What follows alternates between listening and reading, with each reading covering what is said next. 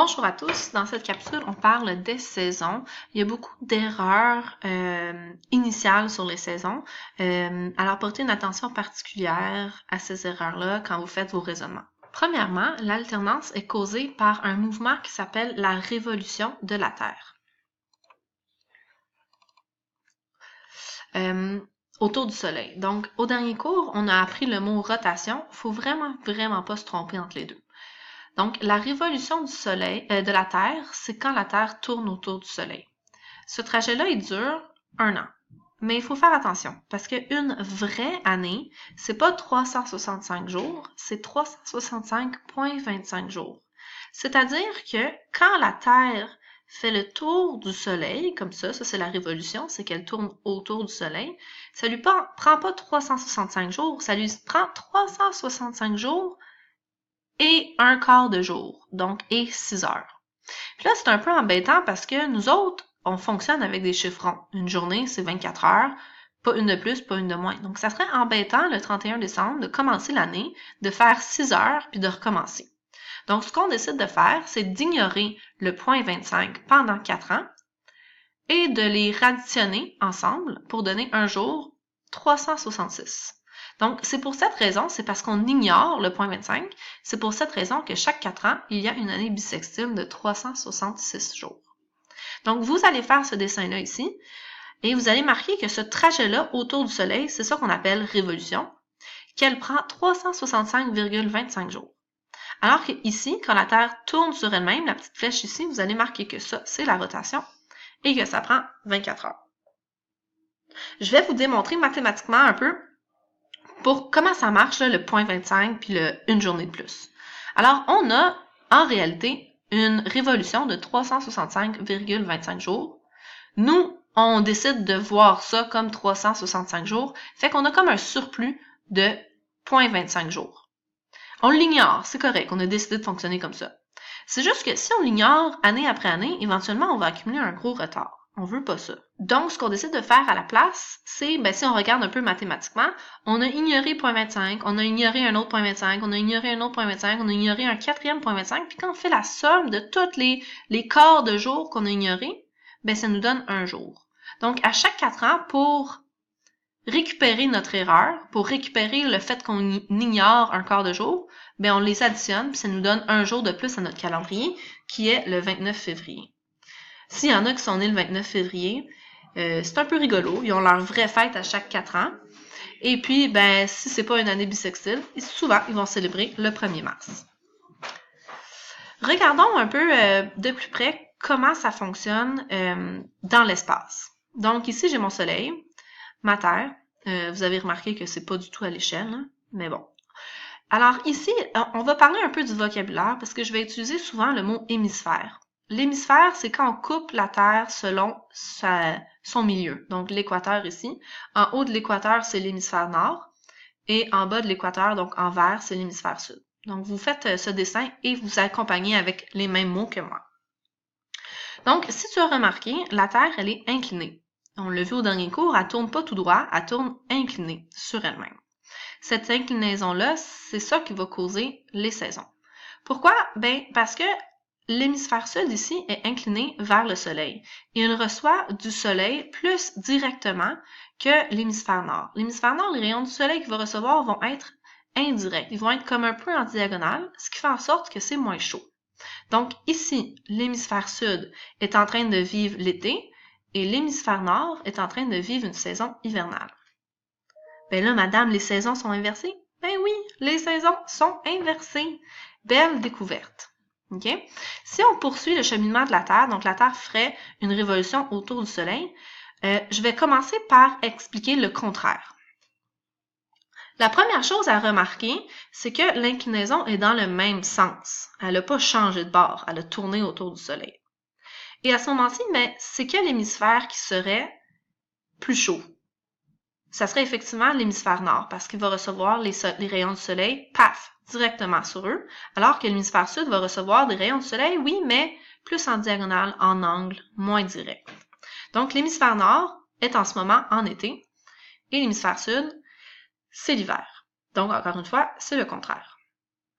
Si on regarde le passage entre cette saison, donc entre l'hiver et l'été, et entre l'été et l'hiver, ben, on a nos saisons intermédiaires. Donc, ici, dans l'hémisphère nord, si je passe de l'hiver à l'été, ça va être le printemps. Pour l'hémisphère sud, si je passe de l'été à l'hiver, ça va être le contraire, ça va être l'automne. Même chose ici, si ici, dans l'hémisphère nord, je passe de l'été à l'hiver, ben, ça va être l'automne. Puis dans l'hémisphère sud, ça va être le contraire, ça va être le printemps. OK? Donc, c'est un peu pour ça qu'on dit que ben, la révolution de la Terre autour du Soleil, ça l'indique c'est quoi la saison. Parce que quand la Terre est ici, c'est le début de l'hiver. On appelle ça le solstice d'hiver. Quand la Terre est ici, c'est le solstice d'été. Okay? Parce qu'on commence l'été. Et ces moments-là dans l'année ont des dates assez précises. Donc, l'été commence par, et l'hiver commence par le solstice d'été et le solstice d'hiver. L'automne et le printemps, c'est des saisons intermédiaires et ça s'appelle les équinoxes. Équinoxe d'automne, équinoxe de printemps. À cause de nos années bissextiles, c'est pas toujours la même date que ça commence. C'est toujours autour du 21.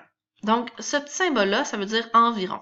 Donc, le solstice d'été, c'est environ le 21 juin. Des fois, ça alterne de 2 jours, donc du 19 au 23 juin. Ça dépend de l'année. L'équinoxe d'automne, c'est environ le 21 septembre. Le solstice d'hiver, c'est environ le 21 décembre. Et l'équinoxe de printemps, c'est environ le 21 mars. Donc, en ce moment, vu qu'on est avant le 21 décembre, ben, on n'a pas encore commencé officiellement l'hiver. Il faut noter que le solstice d'été, c'est le jour le plus long. Donc, c'est le jour en Amérique du Nord où on va avoir le plus d'ensoleillement, justement parce que la planète est inclinée. Et au contraire, au solstice d'hiver, c'est le jour le plus court, parce que ben, on est incliné dans la mauvaise direction, on reçoit très peu de soleil. Les équinoxes, si on regarde la construction du mot équinoxe, ben, on a le préfixe équi, comme équivalent, comme le triangle équilatéral. Équi, ça veut dire égal. Donc, dans l'équinoxe d'automne puis dans l'équinoxe de printemps, c'est les 2 jours dans l'année où les jours et les nuits sont égales. Elles ont la même longueur, donc 12 heures d'ensoleillement et 12 heures de noirceur. Pourquoi est-ce qu'il fait plus chaud l'été puis plus froid l'hiver? C'est parce que les rayons du soleil vont nous frapper directement en été et indirectement en hiver. On va se l'écrire puis je vais te le montrer dans une petite vidéo. Donc, ça frappe directement notre région. Donc, ici, ma lampe de poche imite mon soleil. Et comme tu peux voir, la Terre, elle est inclinée vers le soleil. Donc, c'est l'été pour l'Amérique du Nord. On reçoit les rayons du soleil très directs sur notre région. Là, on va baisser la lampe de poche et tu vas voir, cette même quantité de lumière-là va s'étaler sur toute une grosse région. Donc, quand ça fait ça, c'est parce que on reçoit la lumière indirecte. Donc, la même lumière va illuminer toute une grosse région et donc, elle va donner moins de chaleur à cette région-là parce qu'elle est plus éparpillée. Elle réchauffe tout ça au lieu de réchauffer une région très concentrée. Okay? Donc, c'est pour ça que nos saisons sont inversées. Alors, ici, c'est l'été parce que les rayons du soleil sont très directs. Ici, ce serait l'hiver parce que ce serait très indirect. Et donc, les saisons sont inversées. Voilà. Retournons à notre petite présentation. Donc, nous, ce qu'on va illustrer ici, c'est le même phénomène. Donc, tu vas me dessiner un rond comme ça pour te rappeler que c'est des rayons du soleil qui frappent directement notre région. Tu vas m'écrire un petit versus ici, versus, et tu vas me faire un rond comme ça pour te souvenir que ça, c'est l'hiver quand ça frappe indirectement. Donc, en conclusion, les saisons sont inversées entre l'hémisphère nord et l'hémisphère sud à cause de l'inclinaison de la Terre. Si la Terre n'était pas inclinée, il n'y aurait pas de saison. Pour voir si on a compris, on va faire les exercices. Je t'invite à faire pause, à y réfléchir pour vrai. Tu peux consulter ton iPad pour aller voir une map du monde, parce que des fois, c'est pas évident si les 2 pays sont dans le même hémisphère, et de vraiment réfléchir. Moi, je vais verbaliser les réponses, mais l'exercice vaut juste la peine si tu le fais avant d'entendre les réponses. Donc, à la première question, on veut savoir s'ils ont les mêmes saisons en même temps. La réponse est oui, parce que dès que deux personnes sont dans le même hémisphère, ils ont la même saison. C'est ça le critère. Si deux personnes sont dans le même hémisphère, sont dans la même saison. S'il y en a un dans l'hémisphère nord, un dans l'hémisphère sud, ils sont pas dans la même saison. Sylvie est au Canada et Sylvain est en Chine. Ont-ils les mêmes saisons en même temps? Pourquoi? Oui, ils ont les mêmes saisons en même temps parce que le Canada et la Chine sont les deux dans l'hémisphère nord. Olivia vit en Australie et Olivier vit au Japon. Ont-ils les mêmes saisons en même temps? La réponse est non, parce que le Japon, c'est dans l'hémisphère nord et l'Australie, c'est dans l'hémisphère sud. 4. Complète la phrase suivante. Donc, la bonne réponse, c'est le solstice d'été, est le jour qui marque le début de l'été. C'est le jour le plus long. Donc, c'est le jour où on va avoir le plus d'ensoleillement. C'est pas le jour le plus long, genre il est 26 heures. Non, c'est le jour où le soleil est là le plus longtemps. 5. Jeanne veut faire une expérience, mais elle doit avoir une nuit d'exactement 12 heures, quels sont les 2 jours dans l'année qu'elle peut?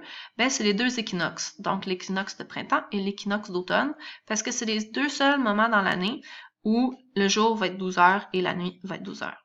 Voilà, n'hésite pas si tu as des questions, c'était un cours difficile qui demandait beaucoup de concentration. Bonne journée!